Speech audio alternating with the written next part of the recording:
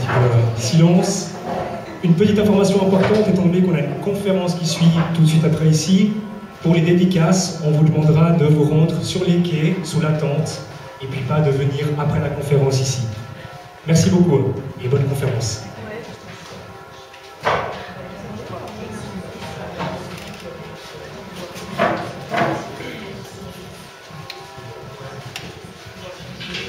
Bonjour mesdames, messieurs, me revoilà avec Alexandre Julien, pas sur un bateau cette fois comme l'année dernière, mais dans un carreau, ça va aussi, avec aussi monsieur Oscar Brénifier, philosophe lui aussi, qui nous arrive de France, dont je vais vous lire tout de suite la petite ligne qui le présente.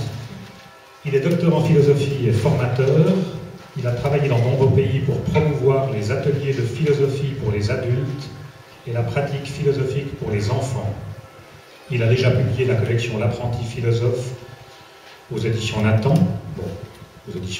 un manuel pour enseignants, enseigné par le débat, ce qui lui tient très à cœur, je crois, et il tient à mettre ça en pratique avec une partie du public qui le voudra bien, et un recueil de contes philosophiques dans une autre maison d'édition. Voilà. Son petit livre est illustré par M. Jérôme Ruyer, ça vous le verrez. C'est très joli, j'ai beaucoup aimé le dessin du livre aussi. Donc il est là pour nous parler de lui, pour nous parler de philosophie, avec comme support ce petit livre qui vient de paraître, La vie c'est quoi? Une question qu'on s'est tous sûrement déjà posée. Et comme on est là, on est content d'être en vie, donc la vie c'est beau. Alexandre Julien, d'accord? La vie c'est beau? C'est pas une réponse. Que dire? Je suis vraiment content d'être ici. C'est vrai que moi, si je regarde mon parcours, actuellement je suis plus dans la méditation zen et la mystique chrétienne, et je m'aperçois que ce qui est bon dans le zen, c'est notamment l'exercice des koans qui a pour vocation de nous faire quitter les concepts. Parce que parler de la vie, c'est un concept. Il y a une célèbre méthode pour quitter les concepts qui est invitée par la tradition zen, c'est la pratique des koans. Et on dit qu'un jour, il y a un maître zen qui frappe dans un bidon d'eau et il dit à son disciple, c'est quoi? Et le disciple réfléchit pendant des mois, il dit c'est la vacuité universelle, il dit non, c'est pas ça. Et il s'en va et il revient et il propose une autre solution au koan. Quand le maître tape dans le bidon d'eau, et un jour énervé, l'élève tape à son tour dans le bidon, et le maître dit exactement, c'est ça. Et moi, mon parcours, je ne devrais pas dire ça, mais m'éloigne de plus en plus des concepts de la philosophie pour revenir à l'expérience nue. Dans la nudité, il y a un postulat chez les bouddhistes qui me plaît beaucoup, c'est qu'on est tous la nature de Bouddha. Autrement dit, il ne s'agit pas de construire quelque chose, mais d'être totalement ce que l'on est. Et j'ai longtemps été dans la tradition philosophique pour chercher des réponses à des questions que jamais je n'ai trouvées, sauf dans la méditation silencieuse où il n'y a aucun concept. Le sermon numéro 1 de Maître Eckhart parle de Jésus et des marchands du temple. Et il raconte que quand Jésus arrive dans le temple, il chasse avec un grand fouet les marchands du temple. Autrement dit, il dit, le temple de Dieu n'est pas un lieu de trafic. Pour moi, et pour Maître Eckhart, le temple de Dieu, c'est l'esprit.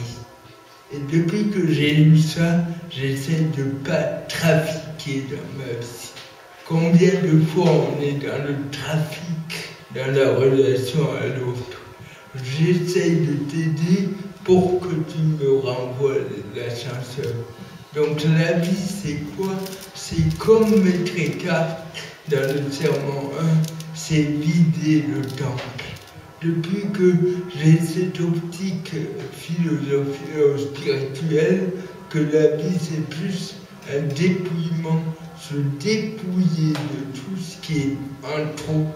Je vis jour après jour plus heureux. Et ce qui est magnifique dans le zen et dans la tradition mystique, c'est ça qui me plaît, c'est que c'est tellement opposé les deux traditions, mais ça se rejoint dans l'exercice du dépouillement total, c'est qu'il n'y a rien à faire. Chercher le bonheur, c'est déjà être en dehors du bonheur. Chercher le repos, c'est déjà créer une agitation. Et vraiment, ce dépouillement, c'est ce que j'aspire. Et le modèle pour moi, c'est l'enfant. L'enfant, il est totalement dépouillé. L'enfant, il est à la merci des autres. L'enfant, il peut être bousillé du jour au lendemain, mais il est pleinement vivant. Et pour moi, être en vie, c'est retrouver cet esprit d'enfance, de dépouillement, où il n'y a même pas besoin de jouer un rôle. De nouveau, Maître Eckhart, on joue un rôle, on trafique. Merci Alexandre. Alors, Oscar, je vais vous appeler Oscar. Ce que dit Alexandre là, l'innocence de l'enfant, qui peut être bousillée d'un moment à l'autre, vous, votre livre, c'est un livre de thèmes proposés, de questions proposées, notamment aux enfants. Est-ce que l'innocence des enfants, on peut la préserver éternellement dans ce monde d'aujourd'hui? Non. Je vous écoute. Vous n'allez pas me dire oui, ici, Si, il dit oui, je dis faire des oui. réponses. On ne va pas voir la différence. Donc on va pouvoir penser. Pour faire la différence, s'il dit oui, je vais vous dire non. Sinon, les gens vont tout confondre. Oui, mais bon, au-delà de la galipette, est-ce qu'on peut préserver, oui ou non, l'innocence de l'enfant dans ce monde-là? Ralentissez. Donc, comment vous avez qualifié ce que j'ai dit de... Répétez le mot. Galipette. Ah ben voilà, ça va l'intéresser, il va dire sur la galipette. Non, mais vous savez, j'ai jamais su comment qualifier mon travail. Et ben voilà, c'est fait. En ce lieu, dont je me rappellerai éternellement, je dirais, ça y est. Je suis content. Non, content, non. Je ne sais pas quelle connotation ça a en Suisse galipette. Chez nous, il y a un petit côté un peu... Non, mais il nous fallait un peu de parisianisme pour comprendre à nous. Je vous écoute. J'ai pas l'impression que vous m'écoutez parce que j'essaie de dire quelque chose qui... Vous n'arrêtez pas de faire des commentaires, vous remarquez? Bon, qu'est-ce qu'on fait? On regarde. Alors allez-y, maintenant, la parole est à vous. Ce qui m'a intéressé, c'est justement, c'est comment ça fonctionne. C'est-à-dire que pourquoi on se sent obligé de qualifier, et puis ensuite, quand quelqu'un dit quelque chose, qu'est-ce qui fait qu'il y a interruption? Voilà. Ah. C'est ça qui est intéressant. Alors, expliquez-le nous. Ben, je peux le faire. Alors Alexandre, je continue. Le dépouillement de soi, la nudité, la simplicité de l'enfance. Est-il simple aujourd'hui de préserver l'innocence de l'enfance? Vous savez, la semaine passée, j'étais au Népal et j'ai vu des filles de 14 ans qui s'étaient prostituées pendant 3 ans. Et c'est là que j'ai vu que l'esprit d'enfance peut être bousillé. Et sans faire de hiérarchie dans la souffrance, c'est vrai qu'on peut être marqué, nous l'intérêt de la démarche, par exemple, de M. Oscar, de donner la parole aux enfants et d'apprendre la philosophie très tôt pour éviter. Nietzsche disait que la philosophie, c'est nuire à la bêtise. Je crois qu'on a souvent nuit par la bêtise de l'autre. Et de conserver cette innocence, c'est vraiment une tâche joyeuse. Ouais. Une réponse, une réaction? Il y a une réponse, il y a une question. Il n'y a pas de question. Écoutez, je peux vous laisser ma place si vous voulez. Comme ça, vous faites les questions, les réponses. Justement, moi je parle de questions. Vous m'avez promis des questions. Alors, et puis, alors je vais vous en poser une. À nouveau, vous ne laissez pas finir de marquer. Alors c'est drôle. Oh, il est lourd. Quand je parle. Voilà. Bon, écoutez. Qu'est-ce que vous cherchez quelque chose de particulier, en fait, qui vous rendrait heureux? Non. Alors, moi, ça marche avec lui, ça a marché ce matin dans un autre débat. Vous, les questions ne vous conviennent pas, mes interventions ne vous conviennent pas, alors, je sais pas, on peut. Moi, je peux aller à la pêche, j'adore ça. On va essayer. Posez-moi une question. Volontiers. La première édition de ce livre apparaît en 2004. C'est la deuxième édition qui paraît en 2012. Est-ce qu'en 8 ans, le monde a changé? Est-ce que ces questions sont toujours valables? Est-ce que les interrogations sont les mêmes? Mais il y a deux questions. Déjà, une, je trouve ça difficile. On m'attendait au pire, être un philosophe. Mais le que j'ai lu. Laquelle vous choisissez? Donc, je vais répondre à une. C'est vous qui choisissez. C'est vous l'invité. Voilà, je vais dans les classes et j'essaie de montrer aux enseignants comment questionner les enfants. C'est exactement cette période. Déjà, ils posent deux questions. Je dis, vous êtes bien gentil, mais comment voulez-vous qu'ils répondent à deux questions à la fois? Essayez d'en poser une et demandez-vous pourquoi. Alors, vous êtes un professionnel de la question, vous vous sentez obligé de poser deux questions, non pas une. Et là, vous devrez écouter ce qu'il a dit, justement, puisque vous aimez bien Alexandre. Il vous a dit la nudité. Eh bien, risquez-la, la nudité. Posez une question et une seule, et on va voir ce qui se passe. Allez-y. Alors, je vais remettre mon tablier scolaire, le sarrau, et je recommence pour faire plaisir à monsieur. Alors, je vous ai posé avant une question. Je vous ai dit ce livre a été édité en 2004, d'abord réédité en 2012. Est-ce que les questions que vous posez dans ce livre sont toujours d'actualité? Il me semble que c'est une seule question. Problème. Écoutez, moi je vais vous donner un compte. Prenez votre valise, rentrez à Paris et foutez-nous la paix. Non mais écoutez, c'est impossible, on ne peut pas dialoguer.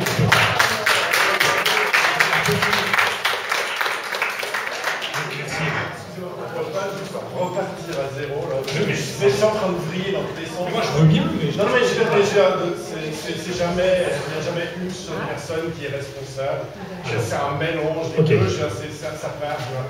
On repart calmement. moi je veux bien, mais. Parce que on est tous là, je veux dire, on est tous intéressés par vous, donc je veux dire, ça serait dommage de faire cette discussion. Ouais, mais moi je veux bien. Moi je pose des questions depuis 40 ans, ça s'est plutôt bien passé jusqu'à présent. Aujourd'hui, je vais réapprendre, alors je recommence, je veux bien, à zéro, tranquillement, vous avez raison, monsieur, merci pour votre intervention. Je repose ma question. Est-ce que les questions posées dans ce livre, dans une première édition en 2004, sont encore valables 8 ans après, en sachant à quelle vitesse la société évolue? Je vais prendre le droit, à nouveau, j'espère que je pourrais vous dire quel est le problème de cette question. Allez-y,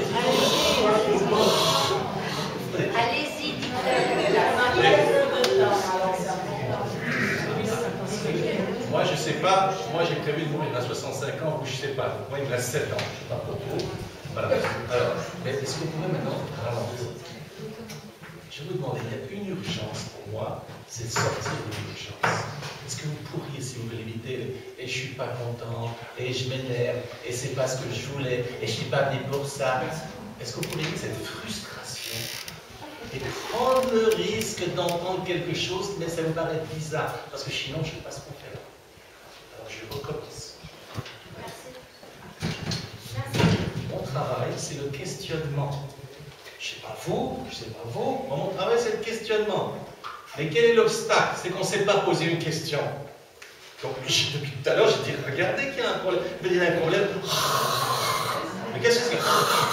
On va mettre des sous-titres comme dans les films coréens. Vous voyez? Ça veut dire que je suis un grand frustré. Alors est-ce que vous pourriez oublier la frustration Et accepter un tout petit instant d'être dans le moment et se dire qu'est-ce qui fait l'énergumène.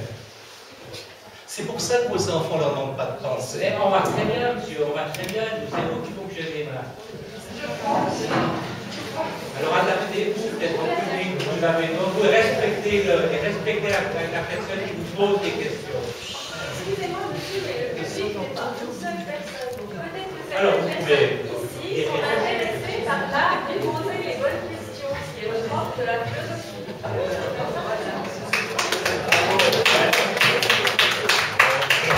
Alors, monsieur. Alors justement, j'allais dire, je propose de suivre l'avis de monsieur, on repart encore une fois à plat, on laisse parler monsieur Oscar.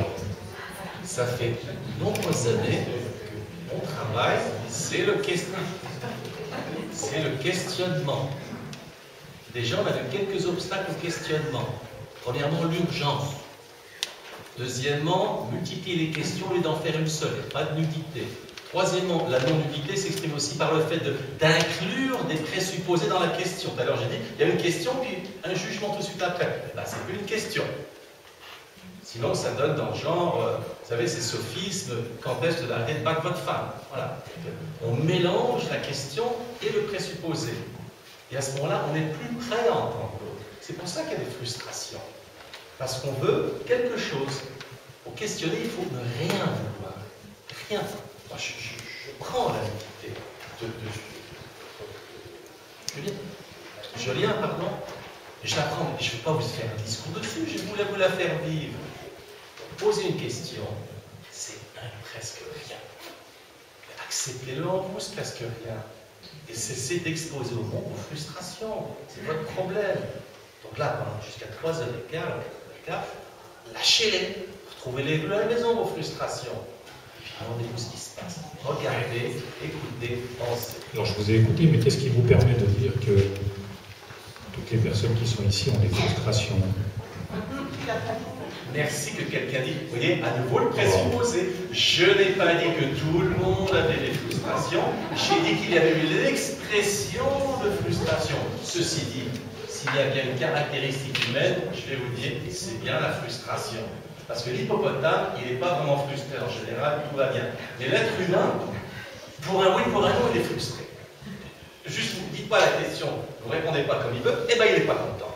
Voilà. La frustration, c'est presque... L'homme, c'est pas l'animal raisonnable, c'est l'animal frustré. Voilà. Je remplace Aristote par cette idée. Et merci de l'avoir démontré. Alors à partir de là, madame. Est-ce que c'est pas possible d'avoir la suite, c'est-à-dire quel était le problème dans la question? Monsieur vous a posé une question. Il y en a eu deux. Question vous posez un problème. J'en avais dit deux. La première, c'est qu'il y avait deux questions et non pas une. D'accord. C'est bien dommage. Et la deuxième, c'est qu'il a fait deux questions, puis après il a rajouté une affirmation derrière. Et ça casse la question. C'est comme mettre de l'eau dans le vin, c'est terrible. Une question sans rien du tout avec, c'est ce livre apparu une première fois en 2004, il reparaît en 2012. Est-il toujours d'actualité ainsi que les questions et les thèmes qu'il développe? Bravo! Vous voyez que j'avais raison de vous faire pause. Vous venez poser une vraie question. Moi, je vous félicite. Ah, il y en a qui sont plus radicaux que moi. Qu'est-ce qu'il a fait? Il a posé deux questions. Il y en a deux en plus. Ah bah, j'ai même pas vu. Mais c'est dérangeant de poser deux questions, je sais pas, ça vous pose un problème. C'est quoi les deux questions? Est-il toujours d'actualité? Et ensuite, est-ce que les questions sur l'actualité Ben, voyez. le livre en tant que tel, et ensuite les questions. Eh bien, oui, je commence à craquer psychologiquement. J'ai même pas vu. Vous voyez la pression. Vous voyez, par exemple, vous avez posé à nouveau deux questions. C'est une question que je pose, comment vais-je m'en sortir? Voilà. Comment vais-je m'en sortir?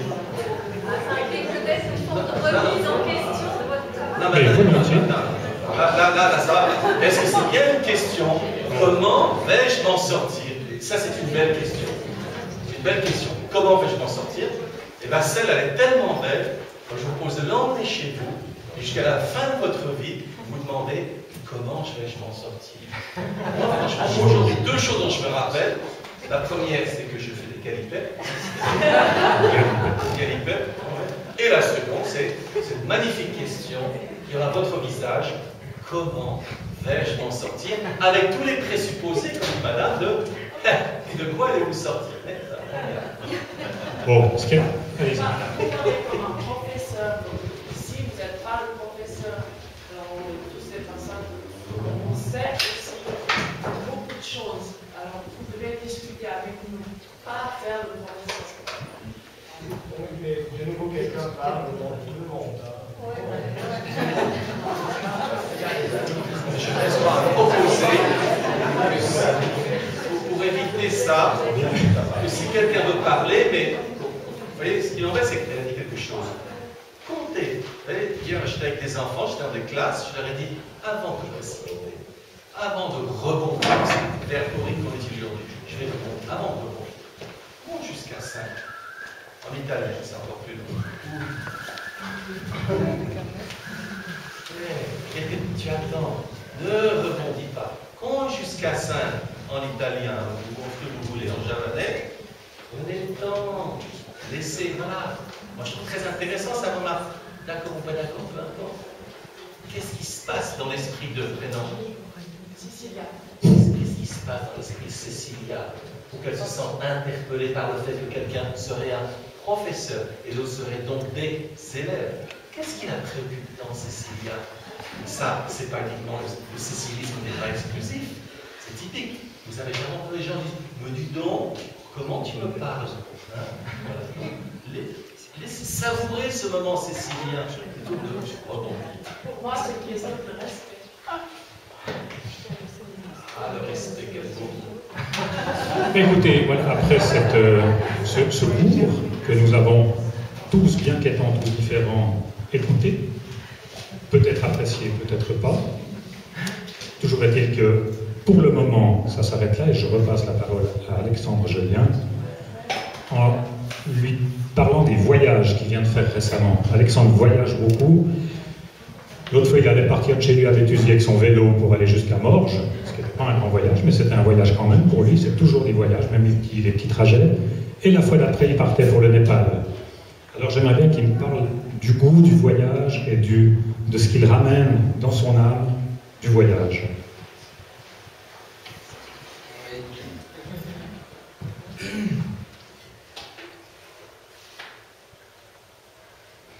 Ce que je remarque, c'est que dans le silence, on est tous ensemble.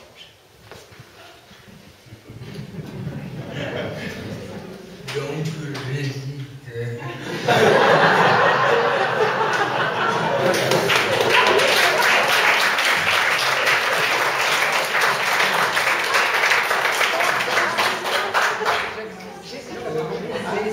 Les propos d'Oscar, ça me fait penser à un philosophe que vous connaissez peut-être mieux que moi, Wittgenstein, qui, quand il saluait autrui, il disait « t'es sur terre ».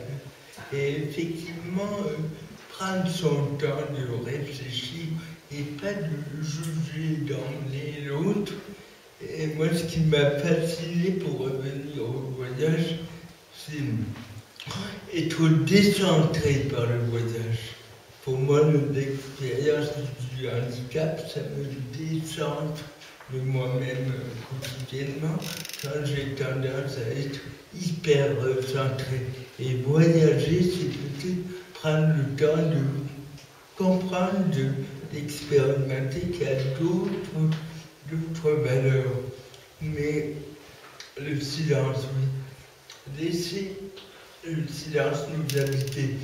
En voyage à Katmandou, j'étais peut-être la plus heureuse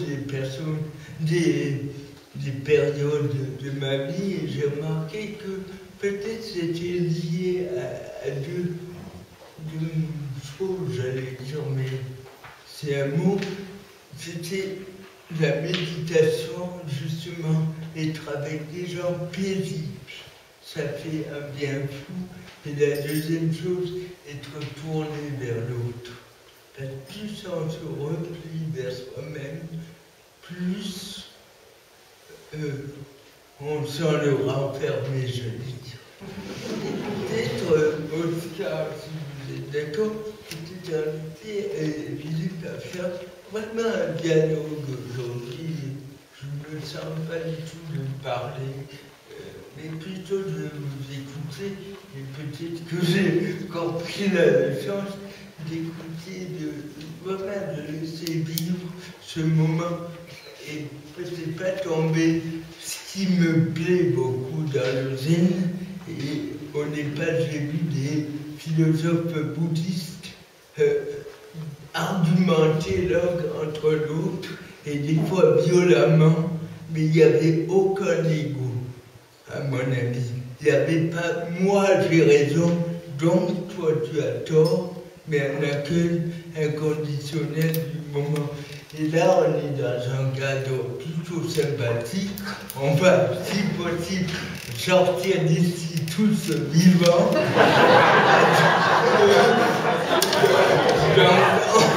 Donc, écoutons-nous les uns les autres. La question peut être reprise du livre de M. Oscar. J'aime bien Oscar. En Suisse, on a un Oscar qui est ultra de droite, xénophobe à souhait. Moi, j'aime bien réhabiliter le mot Oscar. La question de la vie, c'est quoi? C'est quand même un miracle qu'on soit tous là, qu'on est ensemble et qu'on peut dialoguer, même si on n'a pas les mêmes idées, mais qu'est-ce qu'on a à parler que l'autre ne soit pas d'accord avec nous? Et c'est-à-dire toute la leçon, pardon, d'Oscar, dire que la philosophie, c'est une manière d'être. Si j'ai un néo-nazi en face de moi qui est contre, je sais pas, le tout, c'est d'accueillir, d'argumenter, de forger l'argumentation et de prendre le temps d'écouter. Donc, ça, ce départ oscarien qui est escabreux invite à l'écoute. Et de nouveau, une fois de plus, on est peinard. On n'a pas un fusil sur la tempe, on est des gens. Enfin là, je me méfie d'Oscar, je vais pas qualifier les gens de bienveillants. On est, et c'est déjà pas mal. Donc voilà. Oui, est-ce que je pourrais te demander de poser la question à Oscar?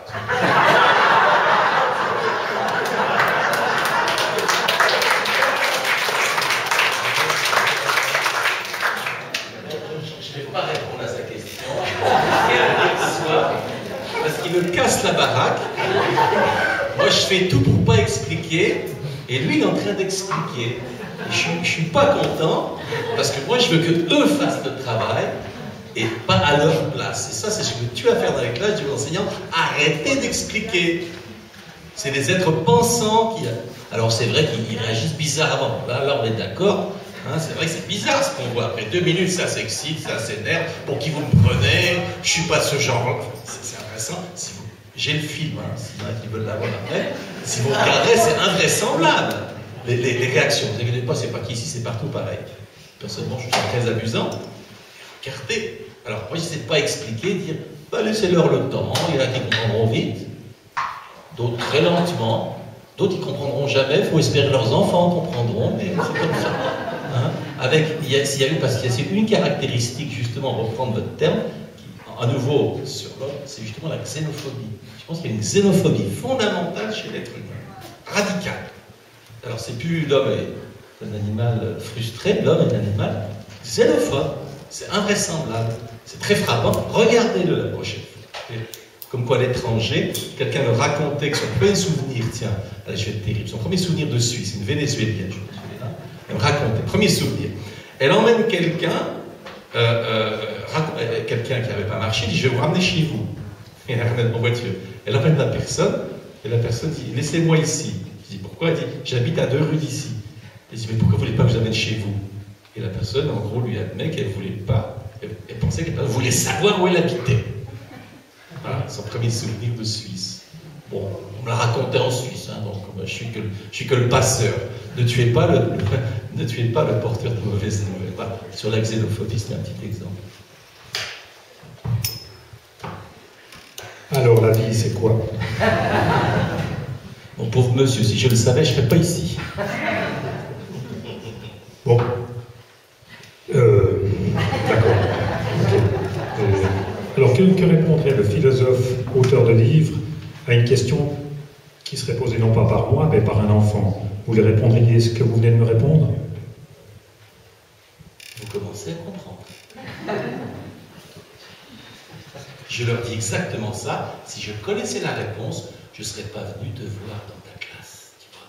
Si je suis venu, c'est pas pour toi. Je suis venu pour moi, parce que je veux la réponse. Et ce livre-là, par exemple, à 80%, il est écrit par les enfants, pas par moi. Je leur dis, mais vous n'avez pas de bol, c'est moi qui serais payé et vous touchez quelqu'un. Sinon, copyright, allez, il y a 15% des philosophes, 80% des enfants, 3% de ma famille, 1% de ma voisine, allez, je me garde le dernier pourcent. Mais tout ce que j'ai fait, c'est faire le ménage et organiser les choses. Très bien. J'ai laissé vous rendre heureux, finalement. Il y en a d'autres qui sont parvenus avant vous. Rassurez-vous. On dit rassurez-vous, il faut que je m'inquiète. C'est qu'on m'a dit quelque chose qui n'est pas la route. Bon, ma question était quand même intéressante, je trouve, et je vais la reposer. À la vitesse où va la société d'aujourd'hui, monsieur l'auteur, la femme de ménage, les enfants, etc., qui ont écrit ce livre, 8 ans après les questions et les thèmes, c'est-à-dire la vie c'est quoi, l'ambition, seras-tu un champion plus tard, seras-tu... comment peux-tu être heureux dans la vie? Non mais laissez-moi faire. Oui, mais oui. Pourquoi l'homme existe-t-il? Pourquoi la vie est-elle dure, etc. Est-ce que tous ces thèmes sont encore d'actualité 8 ans après? Et est-ce que les éventuelles solutions, ça c'est ma deuxième question, comprise dans la première? C'est ça qui est intéressant. C'est cette compulsivité de cette parole qui ne sait pas s'arrêter. C'est ça qui est intéressant. Ah ouais, je suis compulsif, bah, faut m'accepter comme je suis, monsieur. Voilà, adoptez-moi.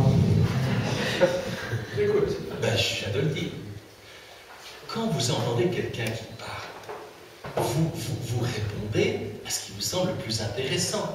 Or, ce qui me semble le plus fascinant de vous écouter, c'est justement cette compulsivité. Pourquoi? Parce que vous n'êtes pas le seul, sans connaître les gens ici, je suis sûr que ça fait écho à beaucoup.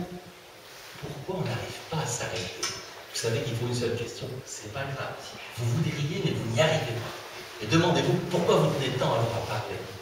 Attendez, parce que c'est juste... Attends, je ne vais pas justifier devant tout le monde, je pose en détail. Ça, c'est aujourd'hui, c'est mon boulot d'animateur, de poseur de questions.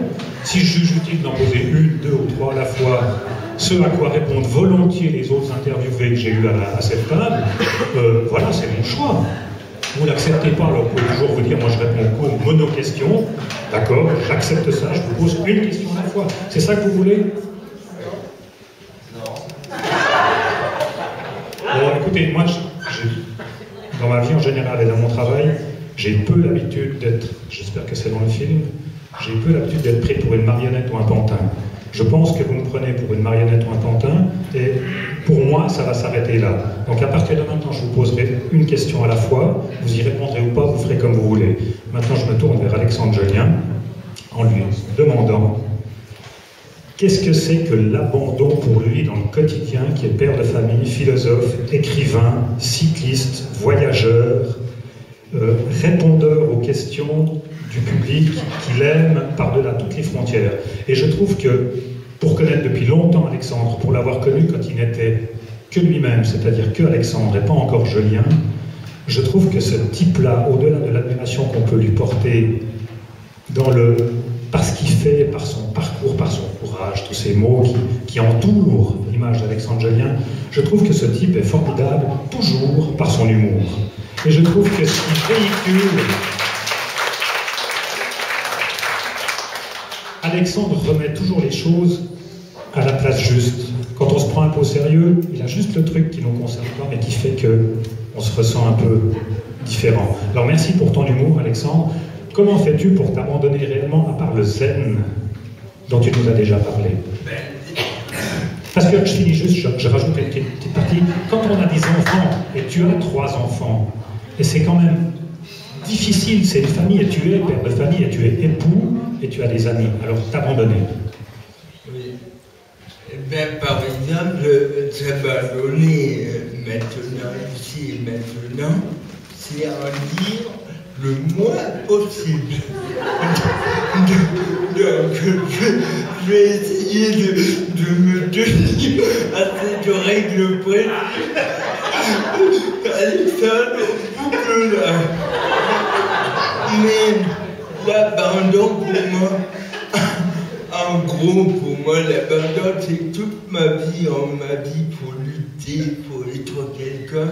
Et c'est une lutte qui m'a épuisé. Deviens quelqu'un d'autre, lutte, sois comme les autres, et c'est un truc qui est arrachant. Et ça fait depuis 2-3 décennies que enfin 3 décennies, j'ai des conneries que j'assume totalement. Mais on me disait le remède qui est... Je vais vous dire une phrase qui m'a sauvé la vie et qui est paradoxale.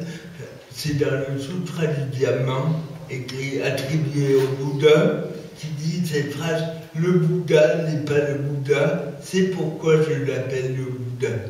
Et c'est une phrase magnifique parce qu'elle invite à regarder les choses en profondeur. Le handicap n'est pas le handicap, c'est-à-dire le handicap, c'est pas la saloperie que je crois que c'est certains jours. C'est pourquoi je l'appelle le handicap. C'est du moment qu'on sait que les choses n'enferment pas la réalité qu'on peut les vivre plus avant. Et pour moi, l'abandon, c'est la non-fixation totale. C'est l'exercice de ma pratique philosophique, ne jamais figer les choses. Le Sutra du Diamant, on peut le dire en sanskrit, ça fera bien le Vajrachelika Prajaparamita Sutra, c'est une invitation à la non-fixation. Dès que je juge quelqu'un, je le fige. Dès que je m'enferme dans une étiquette, je me réduis et je souffre. Et toute l'attitude que j'essaye de vivre dans l'abandon, c'est cette non-fixation. Et je m'empresse d'ajouter, l'abandon n'est pas l'abandon, c'est pourquoi je l'appelle l'abandon.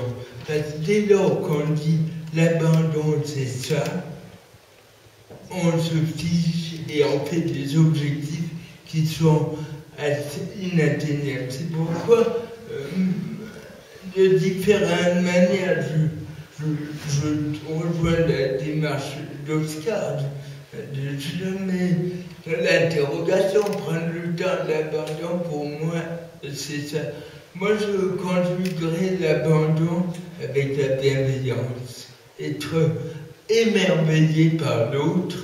Le pire des xénophobes, il est en vie et il y a cette étincelle inconnaissable en lui. Et peut-être que l'acte philosophique, c'est ne pas réduire l'autre à ce que je vois. Donc une posture d'abandon, c'est vraiment laisser les choses se passer à leur rythme. Dans cette cave infernale, tout se passe à son rythme. Et c'est la chose, pour moi, la plus dure à faire, l'abandon à la vie. Quand on a été détruit dans son enfance, au niveau de la confiance, le plus courageux pour moi, c'est oser cet abandon. Voilà, mais moi qui m'étais promis d'en dire moins, jamais trop dit. Oscar, que vous inspire le mot abandon? Beaucoup de choses. Et donc rien. Oui, j'essaie de suivre, moi, ce que propose Alexandre.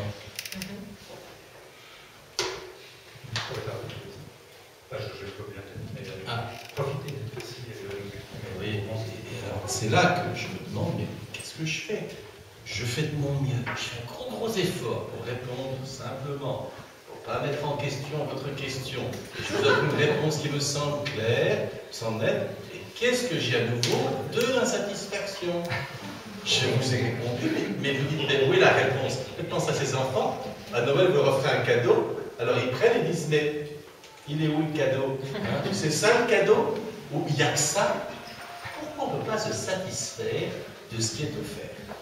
Et parce que, cher monsieur, vous êtes notre invité et que les gens, peut-être dans la perspective d'acheter votre livre ou d'en parler ou de le partager avec les élèves de leurs écoles, je pense qu'il y a des enseignants, seraient peut-être contents de connaître vos pensées, vos réflexions à la fois sur le monde, puisque vous êtes là tous les deux. C'est pas par hasard, c'est aussi pour que d'une réponse là vienne une autre réponse ici.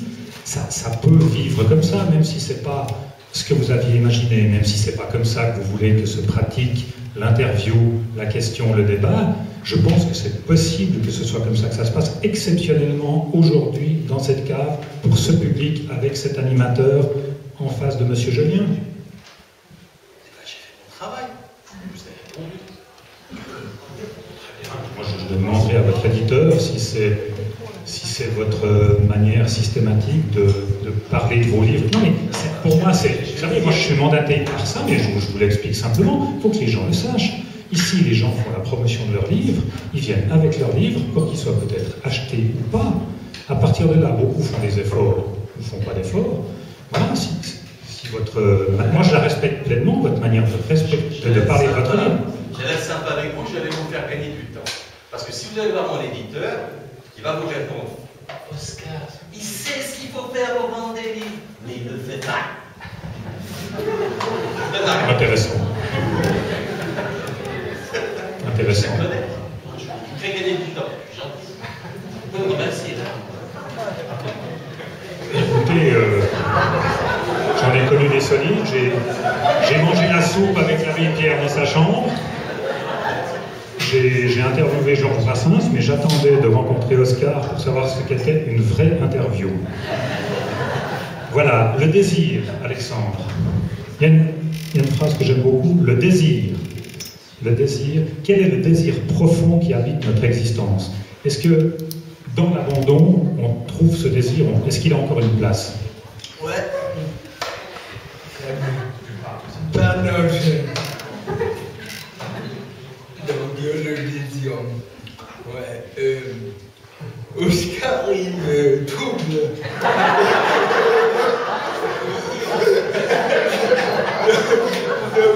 Oui, donc peut-être vous touchez à terre, mais il n'y a pas de but.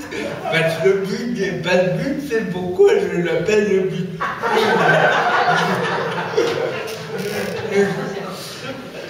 Le dé. Je suis content que ça vous plaise. C'est pas petit. Donc, le désir qui anime ma vie, c'est le désir d'entrer dans la joie et paradoxalement, le désir de rien changer à la réalité. Je pense que pour être éminemment actif, il faut avoir des moments où on ne veut strictement rien changer à la réalité. Là, je pourrais m'évertuer à argumenter contre Oscar. Ça virait au pugilat, non, qu'est-ce qu'il y a à saisir du moment présent?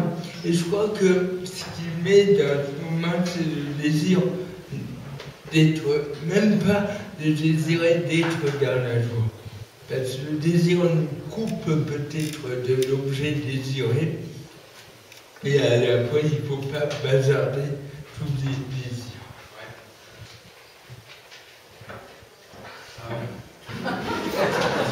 J'étais distrait. Ne pas subir le malheur, c'est déjà s'en libérer. J'ai lu ça dans un des deux livres, je ne sais plus dans lequel maintenant. Est-ce que c'était chez vous? Est-ce que c'était chez vous?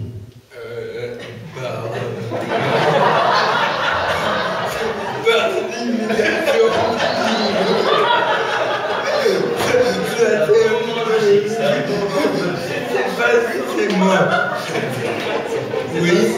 Oui, et ça, c'est dramatique, identifier l'autre à son malheur.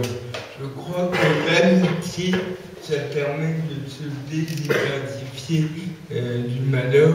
Quand le malheur occupe le centre de la vie, c'est là qu'il a tout gagné finalement.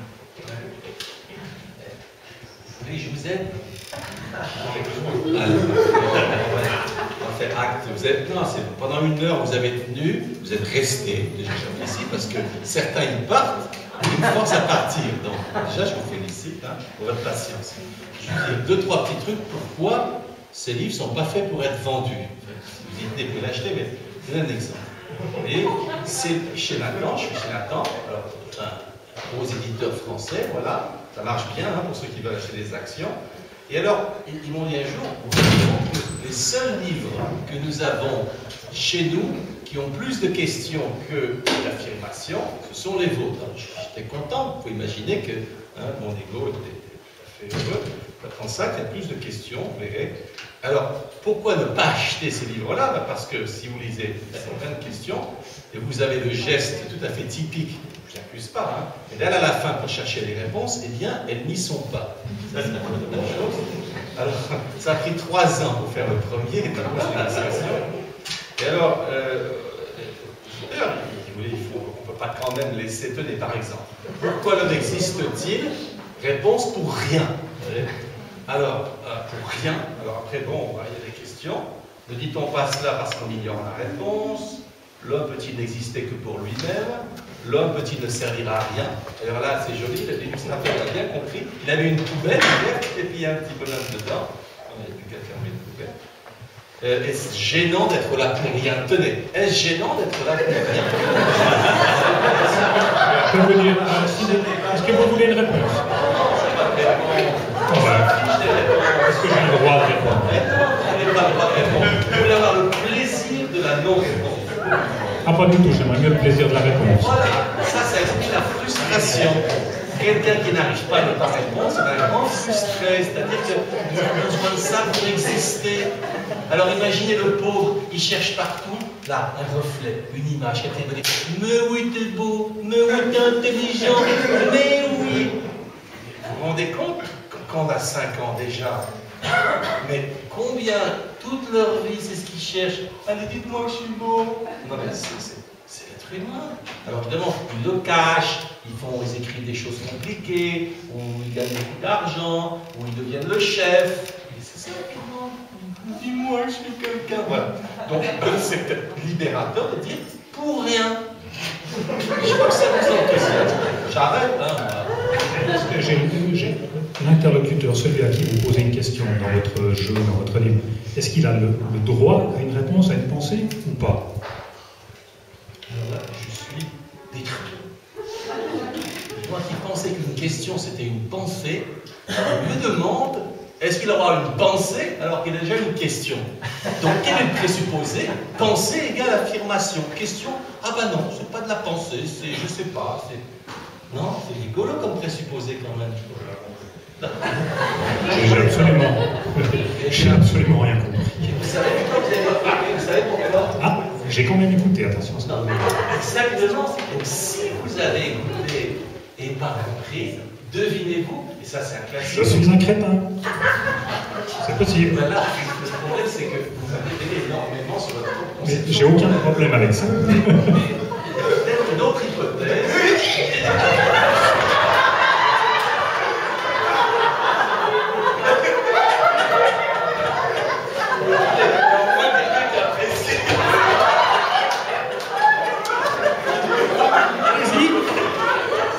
Si vous m'invitez, je reviendrai. Non, mais de temps en temps, on est content d'être compris. Non, mais c'est ça. Et alors, en général. L'autre hypothèse. Alors, l'autre, eh bien, je vous donne un conseil. Quand vous posez une question à quelqu'un, regardez son regard, ne serait-ce qu'obliquement. Et vous allez voir s'il est de plein pied dans votre question ou s'il est ailleurs. il y a quelque chose, ça le percute, ça fait tellement une dissonance cognitive qu'il n'arrive pas à être là. Alors, la question, c'est pas compliqué ce que vous dites, mais c'est tellement énorme. Il est là, pourtant il écoute, il dit j'écoute. Il n'entend rien parce que, ça y est, ça a disjoncté à l'intérieur. Donc regardez, dans le regard, ça se voit en général. Je donne un de mes secrets là, je vais déboucher. Alors, je vous propose, messieurs, dames, de poser des questions. Je pense qu'on va donner une à la fois. Monsieur Nick, comprenez-le. C'est une question pour M. Sapin. Est-ce que vous vendez beaucoup de ce genre de... Alors là, j'ai honte de répondre. J'ai honte parce que, figurez-vous que j'ai une formation philosophique. Et alors, chez les philosophes, la preuve qu'un bouquin est bon, c'est que personne ne l'achète. Ne me demandez pas comment ça marche, cette histoire. Je n'ai pas vraiment compris. Mais ces livres-là, en gros, ils sont maintenant publiés en plus de 30 langues. Moi, je vais dire quoi du monde, parce que visiblement, il y a des énergumènes qui pensent que les questions, c'est de la pensée. Et je me demande pourquoi. Voilà. Mais l'idée, si vous laissez ça, c'est se demander pourquoi, alors qu'en France, justement, je parle de la France, c'est le contexte qui initialement est en France, la philosophie est menacée, justement parce que de moins en moins d'étudiants s'y intéressent et les notes sont catastrophiques. Pourquoi des livres comme ceux-là, à ce moment-là, ont du succès? Et là, il y a une question à se poser. Soit il y en a un qui est de la philosophie, c'est comme Maître Eckhart qui dit si l'homme est traître, alors Dieu. Si l'homme est traître, oui, pas mal. Si l'homme est être, alors Dieu n'est pas être. Et si Dieu est être, alors l'homme n'est pas être. Ben, c'est un peu ça. Où est la philosophie dans tout ça? Est-ce dans le cours magistral fait dans le contexte académique, ou est-ce c'est le fait de savoir poser une question et une seule à la fois? Il y a des questions? Oui. Je la pose et à Alexandre et à Oscar. Est-ce que pour poser une question, c'est nécessaire, je souligne le mot nécessaire, de savoir écouter?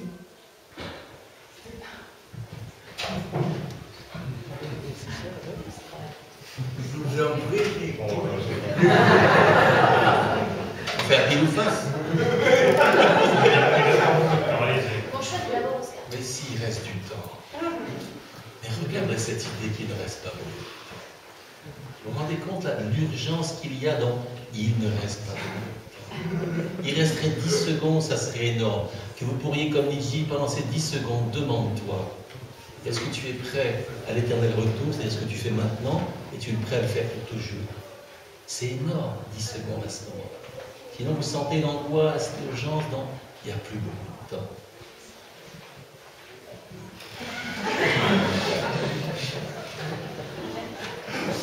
Il n'y a plus beaucoup de temps. C'est ça qui est le plus saisissant. Non, mais laissez résonner l'idée dans votre tête. Il n'y a plus beaucoup de temps. Non, mais vous imaginez toutes les conneries qu'on peut faire avec cette idée? Il n'y a plus beaucoup de temps. Alors qu'est-ce que vous allez faire?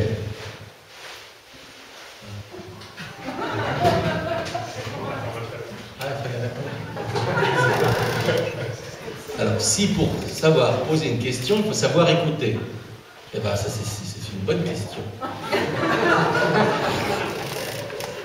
Alexandre. Je dirais même plus absolument.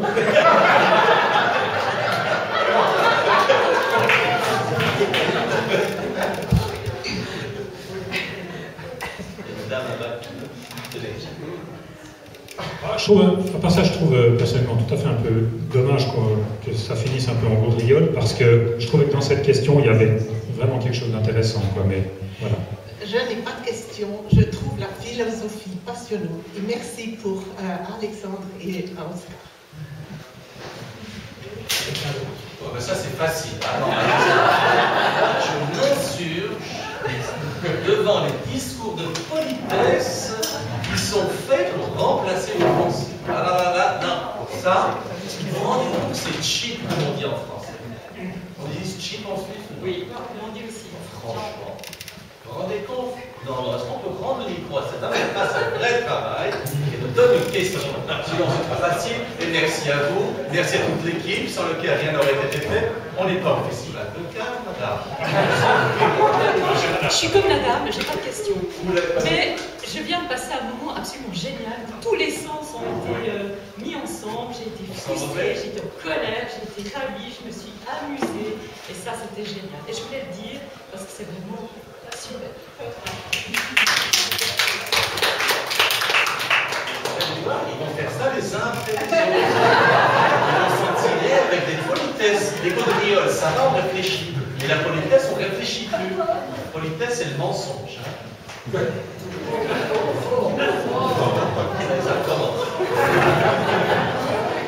Excusez-moi, le débat du public, c'est quoi alors si la politesse, c'est le mensonge? Vous pouvez donner des mots, moi j'entends pas bien. Plus je vieillis, moins j'entends. Ah, c'est le problème. Je vais demander, dans ce cas-là, le dédain du public, à quoi est-ce que ça correspond alors? Parce que je suis très déçu de votre position, de votre façon d'être. Vous avez visiblement beaucoup de savoir, et vous êtes visiblement tellement frustré vous-même, visiblement, de le partager. Je trouve ça regrettable. Je vais préciser ce que vous trouvez regrettable, parce que je vais bien le comprendre.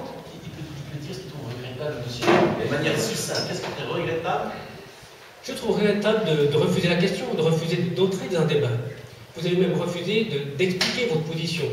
Et ça, c'est regrettable. Moi, je suis prêt à tout entendre. Même ce que vous disiez, que prenez le temps de la question, prenez le temps de réflexion, mais vous êtes resté en surface, vous n'êtes pas rentré dans le débat qui aurait pu être intéressant. Contrairement à vous-même, de ce que j'entends, moi j'ai confiance en vous. Je sens bien que vous pensez que je dois vous expliquer. Or, le pari que je fais, et je sais que c'est un pari très difficile, mon maître, celui qui j'ai appris, on l'a trucidé à cause de ça, il s'appelait Socrate, parce qu'il faisait confiance. Il pensait que l'être humain avait accès à la raison. Et certains lui ont dit, alors tu me veux du mal. Moi, bizarrement, je lui fais confiance, vous pouvez comprendre ce qui s'est passé. Si vous laissez tomber un peu cette espèce de tourbillon émotionnel, d'être déçu, frustré, insulté, tout ça, et vous mettez ça de côté, je vous garantis, à l'instant même, vous laissez tout ça de côté, vous allez comprendre ce qui s'est passé. Faut attendre, peut-être demain, en vous réveillant, je ne sais pas. Et j'ai le malheur de vous faire confiance, et je sais que ça ne paie pas faire confiance. Quelqu'un d'autre aimerait poser une question avant la fin? Voilà. Merci, vous faire une publicité? Non. Alors, merci Alexandre beaucoup pour ta participation toujours active et intelligente. Merci à Philippe, parce que vous êtes facile et l'essentiel est confort d'ici. J'ai envie d'écouter, oui, pour répondre à une question, il faut d'abord écouter. Ça paraît une banalité, mais c'est pas toujours le cas. J'ai qu'une question à Oscar. Je pourrais avoir la vidéo, parce que le jour où j'aurai le blues,